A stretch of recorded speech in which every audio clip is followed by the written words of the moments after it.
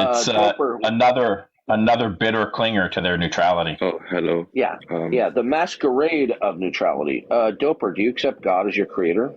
no, I do not. Okay, do you have a rational defense that God does not exist?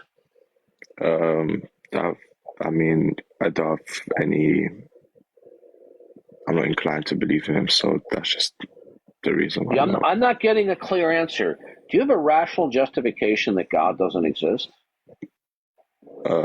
I feel like if you believe in God, you have the burden of proof. So I don't know why Okay, I'd need the that's it. rational That's existence okay. of his inexistence. That's an atheist dodge. Okay, it's called atheological apologetics. There's a paper on that called atheological apologetics. Okay, now is atheism the default position? Sorry. Is atheism the default position? Um, I'm not sure actually, to be honest, Oh, because okay. obviously Then you can't pull the canard that I'm shifting the burden of proof. You told me you're an atheist.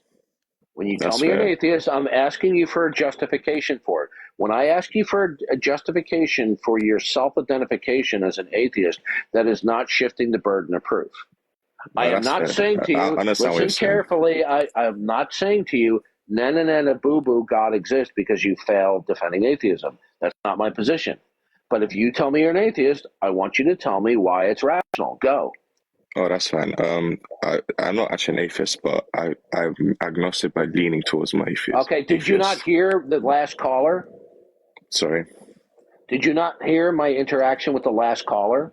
Yeah, I did. Yeah, I did. Okay, good. The claim to neutrality is a verbal masquerade hiding that you've already decided that it's not necessary when Oh, yeah, that's speaking fair. to reference God. So you Yeah, are indirectly denying God. Now, yeah. whether or not you admit it and whether or not you are aware of the No, I understand what you're entailment saying. is besides the point. So the point is this: if you don't volitionally, if you don't choose to acknowledge God, meaning when you speak about things of the world, that you will reference the necessity of God, either directly or indirectly.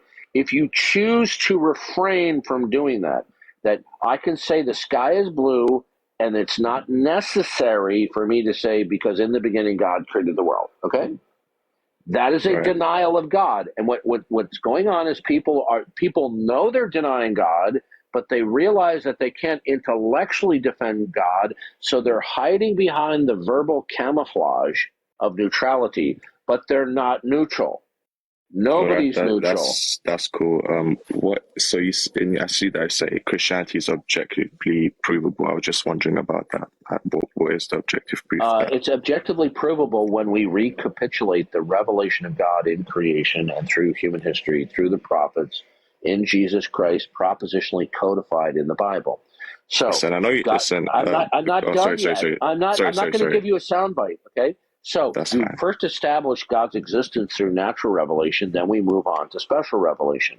So the existence of God is clear in that everything in the world, in order for individual things themselves to be facts, in order for something to be a fact, they are going to have to be emblematic and entail an ultimate concrete reference point that dictates why they are what they are. Otherwise, they will have no context, and if they have no context, they won't have facts. So everything in the world, from the smallest scale to the grandest scale, entails and is emblematic of ultimate intentionality and ultimate design, and by God's purpose. And God purposed that the world, from one part to another, would reflect Him and entail His intentionality, because the denial of that means that nothing is anything. And you can't sit there and go, well, it is something. I just don't know what it is. Can I So, speak? yeah. Do you have a rebuttal to that? So, first, so are you just saying that the world shows design? No, that's not merely what I'm saying. What I'm Yeah, saying but to you is, obviously, oh, can I just speak for longer than a second so I can get everything no, out? Because you had like a long. no, I didn't say that it's an inference to the best explanation. Everything in the world, everything is emblematic and entails ultimate design and ultimate intentionality. How so? Everything. Because if it doesn't, it wouldn't be anything. So you're saying if God didn't exist, nothing would exist. No, what I'm saying to you is that in order for facts to be a fact, it's So can you going to stop have. tossing up this word salad and get what you It's actually not. want It's to not. say It's out? okay. All right. It absolutely Goodbye. is a word salad. And when people, Goodbye. Okay. Goodbye. You see, when they cannot refute what we're saying, they start to be rude and obnoxious.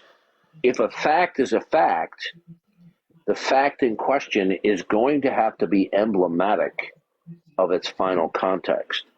If the fact in question is not emblematic or necessarily entails its ultimate and final context, then you have no facts. Okay? So, in order for a fact to be a fact, it's going to have final context. No final context, no fact. Okay?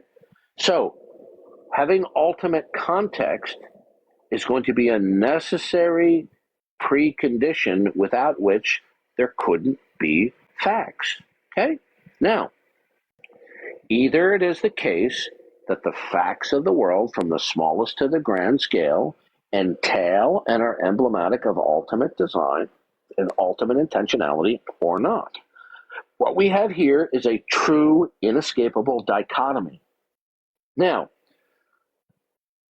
more sophisticated unbelievers and atheists will say, oh, the world is an illusion of design. They're not saying that the world is not designed. They say it's an illusion of design, that there's something else that brings about the apparent design so that we can have meaning, truth, and functionality. So what they're saying is that the world is emblematic of something else. It's just not emblematic of God, right? So if you're going, you have an option. You could either say that everything in the world is not emblematic or entails any external final context, or you can say, well, yeah, the facts of the world, in order to be the facts, entail and are emblematic of something else that brings about this organization and functionality, meaning, etc. But it's not emblematic of ultimate intentionality and design.